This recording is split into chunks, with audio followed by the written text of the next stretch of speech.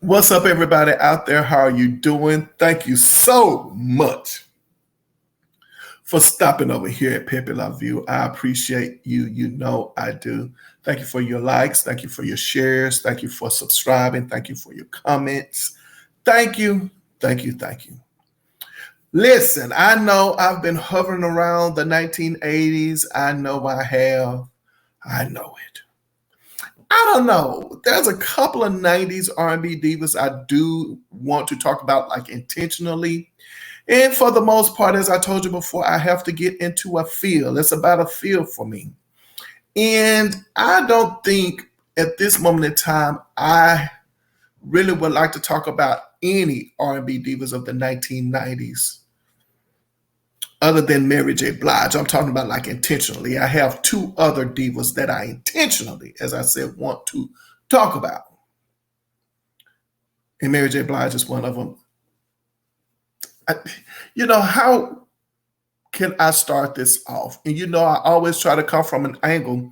And fortunately for you all, I guess I could start from the very beginning because, again, my aunt, I'm here to tell you, my aunt, my mother's sister, she has introduced me to some awesome divas. She really has. Like, when she mentions to me, hey, check this artist out, or so on and so forth, and I do, I'm hooked. I'm always hooked.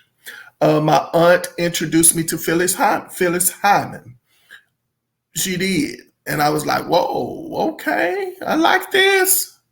And at this time she had the Phyllis Hyman CD, Living All Alone, or cassette rather, Living All Alone. I was like, okay, it's the bomb.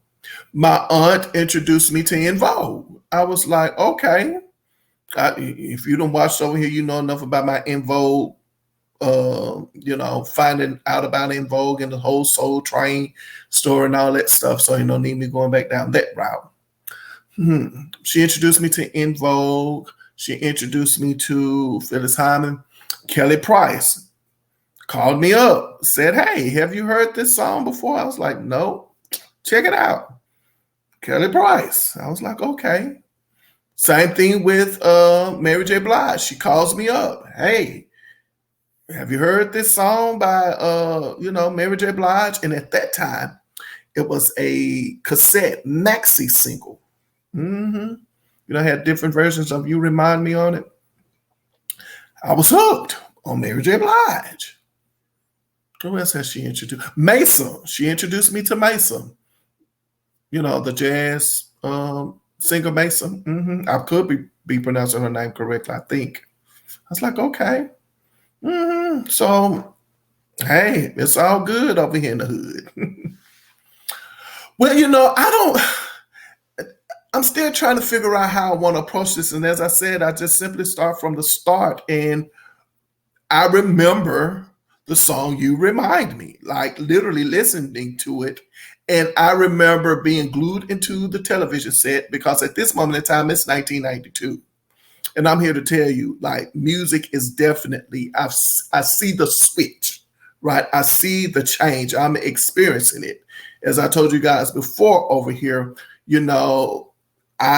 music at this moment in time, it's like definitely my life. Like, I'm consumed in music and I am driving my family crazy with the music, and this is also 1992 is the year that En Vogue comes out with their Funky Divas album. And I'm like, En Vogue, all right, we're going to leave En Vogue alone. But, those of you who know over here that I am a fan of two people for sure. I'm a fan of Angela Winbush and I am a fan of En Vogue, definitely. So music is definitely taking a change. And of course, with MCA Records, if you already know the story, as I said before, I think the guy is named Lewell Silas Jr. He's no longer at MCA Records. He just started Silas Record. You have Uptown MCA Records, which is Andre Harrell. You already know the story about him and all those artists. You know what? MCA Records, Y'all had a lot of stuff going on over there at the time. Somebody answered the question for me now that I'm thinking about it, because MCA Records looked like they definitely had, the urban culture. They definitely had a grip in it. If you have Andre Harrell at MCA Records and all the people who he's, working with, you have Llewellyn Sellers Jr. over there, and all the artists on MCA he's working with. And now all of a sudden you got Sean Combs going over there. All right. I'm going to have to do my little research on MCA Records around that time. I mean, I'm already familiar with the artists, but the dang MCA Records. Shoot. Yeah. All right. That's what it is. So never mind. I'm about to ask a question. I'm going to keep it to myself. But anyway, so I'm seeing the switch. If you think about R&B music in 1989, 1990, I guess they call it the New Jack Swing era because of, Teddy Riley. I don't know what to call 1991. I guess you could still call 1991 the New Jack Swing era if you want to, but definitely in 1992, the switch happens. Now, let me tell y'all something about Mary J. Blige when she first came out. And this is not a diss. We done had enough with the Jaguar Wright and everybody and all in the Shaka Khan, but it's not a diss. But I do remember saying to myself, like, y'all ready? You ready? Okay, I'm just saying. I mean, we definitely don't want to throw any more shade at Mary J. Blige, but I'm going to say something that some people might think is shady, and it's not. And that's why I'm intentionally saying it. Me, when I feel like somebody going to think it's messy, I put my disclaimer out here that I'm probably about to dish out some dirt on who drop kicked who, literally in these entertainment streets, or figuratively speaking, for that matter. I remember when Mary J. Blige first came out, and I was saying to myself, I was like, Mary J. Blige is not doing anything different than Miss Chalet did. Michelle. Yeah, that's what I call over here, Michelle. But we know it's Miss Chalet. Just like I call Lettucey Ladisi and Rachelle Farrell, Rachel Farrell. I just do that just to be, silly. Nothing serious. I remember that, though. I remember thinking that. I really and truly do. I really do think that Mary J. Blige, when she first came out, she picked up where Miss Chalet left off. That's just me. Like, y'all can say what you want to say. I ain't being messy. It's just that I remember saying that to myself, because as I told y'all, like, I'm glued into the set. I got all my music and everything going on. I'm looking at how everybody's being put together and imaged and all that stuff. And I was like, that's Miss Chalet. I mean, go ahead on and listen to the Miss Chalet album. Listen to it. Listen to Miss Chalet album and listen to Mary J. Blige's first album. There are some similarities. Definitely some similarities. Even some lyrics. And I ain't talking about like lyrics, like, nuh-uh. I'm talking about like some titles of the song. It's just stuff that I pick up on. Okay, so y'all want me to talk about it. All right, I understand. So there's a song on Miss Chalet album called Something in My Heart. And I remember the lyric goes, there's no limit to the love I'm giving. Mary J. Blige has a song called Love No Limit. I'm sorry. That was just how my mind was thinking at the time because I had both albums, I'm just saying. And then there's a song on there, Miss Chalet says something called The Changes I've Been Going Through, I'll Never Be the Same. That's the same song. Ooh, same song as Something in My Heart. There's no limit to the love I'm giving. Love no limit. The changes I've been going through, I'll never be the same. Mary J. Blige, the first song of one of the songs on her album called Changes I've Been Going Through. I was just like, ooh, I remember that. I really do think, I just let's go ahead and just put it out there. Mary J. Blige, just go ahead and let me know. Sean Combs, go ahead and let me know right now that was the Miss Chalet album. Just go ahead and say it. I mean, I really and truly do think it's a compliment. I don't think that I'm dissing you guys at all with that. Like, I really and truly think that, it was pretty much Miss Chalet. Miss Chalet did it first. This is what it is, I don't know why I'm staying stuck on this, because I guess I need to move on, but I guess I just need to let y'all know that Miss Chalet, I know, being silly. I don't know. As I told y'all before, over here, it's a conversation. It's like I'm having a conversation with you guys. That's how I talk. I'm talking like, okay, I'm going to make a comment. I wonder what you're going to say back to me. Because you got Real Love. Real Love could easily be the song Nicety.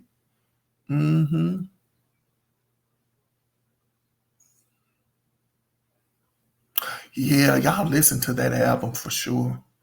They had to listen to that album over there, Uptown. They definitely listened to Dr. Dre and Miss Chalet at the time.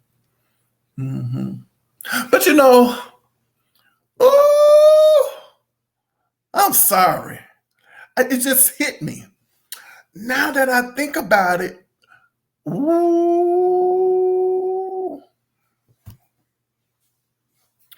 the way Mary J. Blige showed up on the scene is the same way Miss Chalet showed up on the scene. I mean, we gravitated towards Miss Chalet. Y'all see, I understand y'all don't know Miss Chalet like I know Miss Chalet, meaning I'm talking about like the music Miss Chalet. Like I'm here to tell you, we ran towards Miss Chalet when they came out. I mean, really, y'all think Jay-Z and Beyonce had something going on? Like, Miss Chalet and Dr. Dre was our Beyonce and Jay-Z back in the day. Was.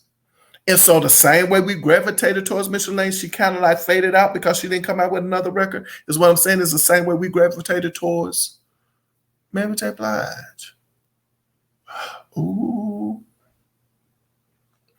Isn't it interesting now that I think about it? See, I never know where I'm going with my stories. I never know. Y'all make me think. It just at the top of my head. Why? Was it really a publicity stunt, so to speak, to team her up with Casey and of Jodeci? I'm just wondering, and I'm going to tell you why. I hope they were actually definitely like together. And the reason why I say that is because I remember when the record came out and Jodeci came out and all of that stuff, and everybody knew immediately, like, we kind of put them together. I guess the song, what do you call it? I Don't Want to Do Anything Else. Miss Chalet had a song on her album called If, and it was with a duet too. But anyway, I need to quit. Yeah, I know I need to quit. But going back to Mary J. Blige, I don't know. I guess I'm just trying to wonder why they would want to put those two together. Like, just in general,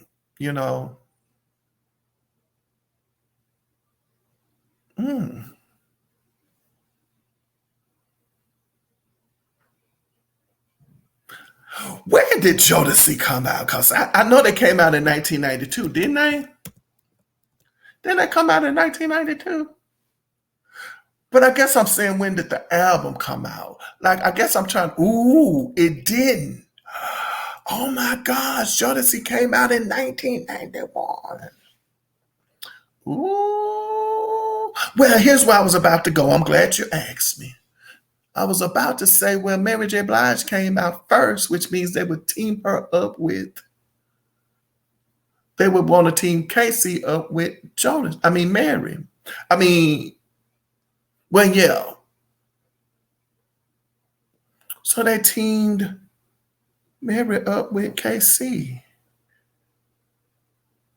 Well, I'm just saying, you know what I'm saying when I say teamed them up, you know what I'm saying. Like, I don't mean, what? Well, we're gonna talk about some soul men over here. Maybe we could talk about KC. He's a soul man. That brother can sing his behind off.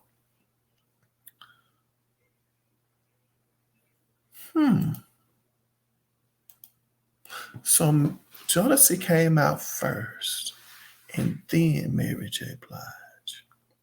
This look like this might be a part two. Cause I guess I don't know where I'm going with this. Might be a part two on Mary J. Blige.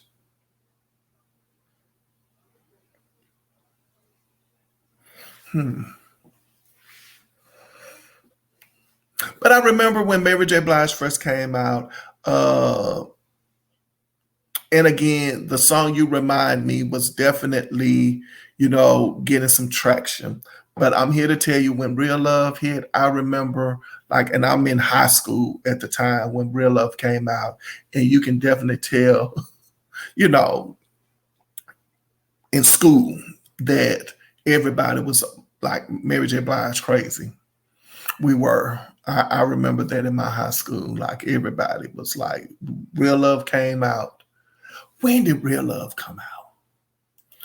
Why am I thinking summer? Why am I thinking the summer? I'm thinking the summer. I don't know why I'm thinking the summer, and I'm gonna tell you why I'm thinking the summer with Real Love. Or either that You Remind Me. I'm gonna tell you why I'm thinking about it, because remember I told you my aunt introduced me to Mary J. Blige's music, because I would always go visit my aunt during the summer, and I would stay with them during the summer, every summer, just about. When the first summer, I started spending the summer with them. So by the time I got back into school, then Real Love had to be definitely out, because, as I said, I talked about school.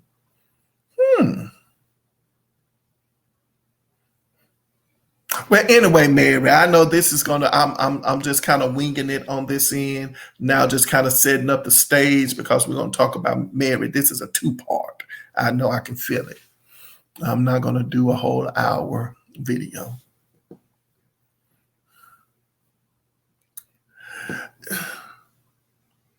I don't know. Was it the baggy clothes? Was it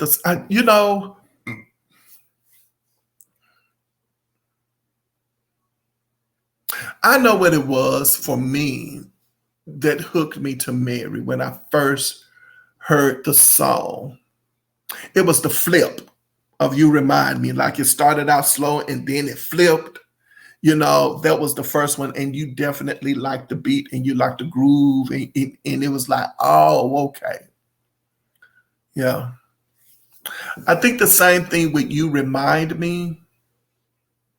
This is the thing about Mary J. Blige when she first came out, and I'm saying it again, and it's unfortunate that it happened to Mary J. Blige's career eventually, and that is people saying that, well, she can't sing. And as I said before, we was talking about the Shaka Khan video, and I already said it. I was like, well, Mary J. Blige, I never knew Mary J. Blige couldn't sing until somebody told me that she couldn't. Do you understand what I'm saying? Like, how people started to pick things apart. I think when she came along, I don't think no one said that I could think of. I think it was after the fact. I think it was as she released more records, as she began to perform more and more and more, people started to critique her more.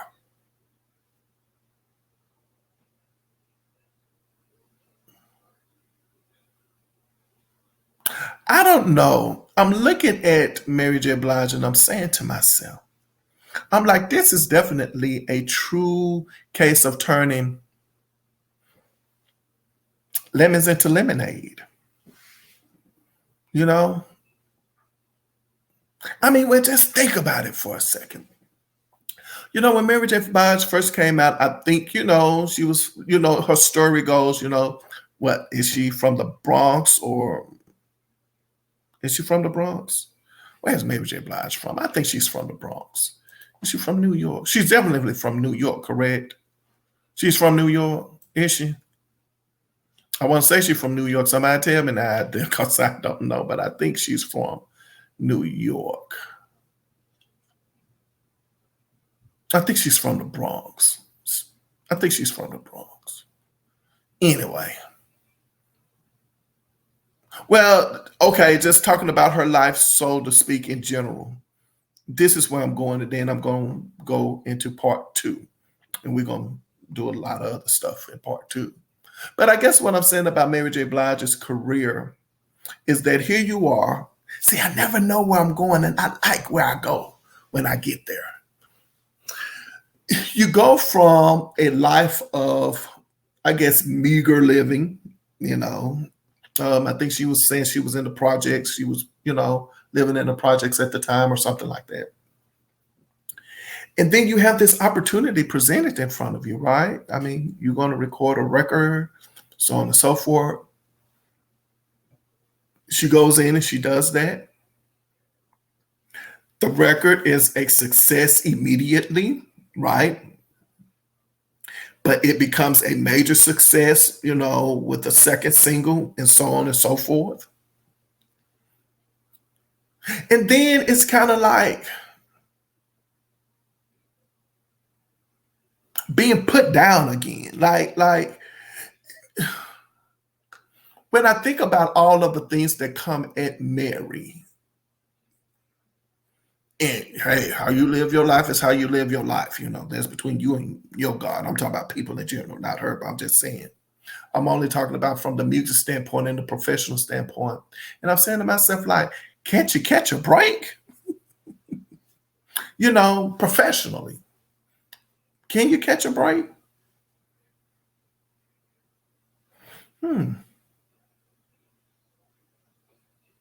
Because she comes into the business, release a successful record, and you get more and more things thrown at you.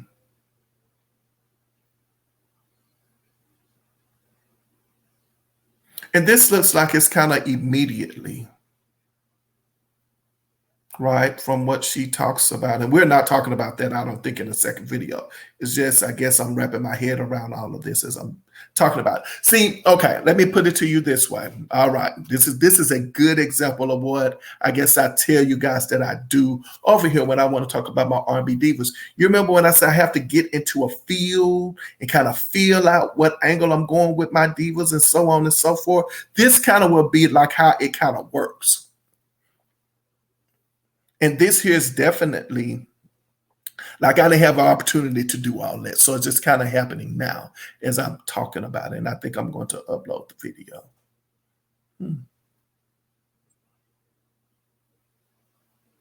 Yeah.